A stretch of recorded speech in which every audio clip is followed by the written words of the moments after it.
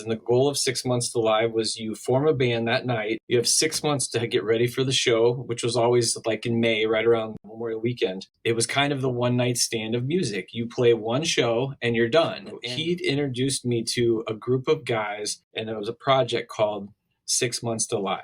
And what would happen is in October, you would have a draft, and there'd be about 25 musicians that would come over to Jay's house, and we would just mingle and start talking about band ideas. And the goal of 6 months to live was you form a band that night. You have 6 months to get ready for the show, which was always like in May, right around Memorial Weekend. It was kind of the one night stand of music. You play one show and you're done. And the reason is it got us through winters up here in Minneapolis area. It was kind of like the expectation was maybe a practice once a week, maybe every other week. And it was all people with jobs, families, we were all busy.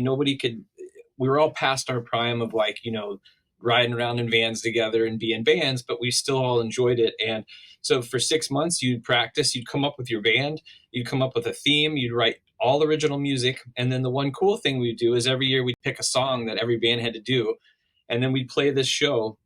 And the shows were at bars, and it was for charity. So we would take all the money and we'd hold back some for the party next year, just a little bit, but almost all of it would go to some kind of charity, which was really cool. And it was always fun because the shows would always, when you're only playing one time a year, which most of us were, you get all your friends and family and coworkers, nobody wants to come see you when you're playing every weekend. But if it's once a year, it would seem to get a nice crowd. So that was one of the bands. We wanted to do a hip hop project because when I got into it about halfway through. I did 5 years. The project went for 10 years. So every year you had to get new bands, new mix of guys. So we had an idea of Licensed to Ill from the Beastie Boys was the inspiration. If you remember that album, a lot of the music was Led Zeppelin samples.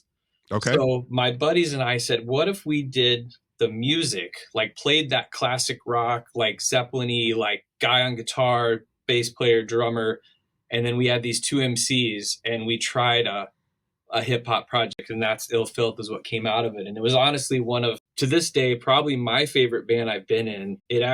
I'm kind of bummed, because I think it would have actually played out. I think that band could have went and played gigs through Minneapolis because it was just so unique and different. Well, if you go on YouTube, which I did earlier today, just to pull the video and the music off so that we can use it. And again, thank you for F.I.L.T.H for letting us use this here on the podcast. But you guys, it seems like you guys played that song everywhere.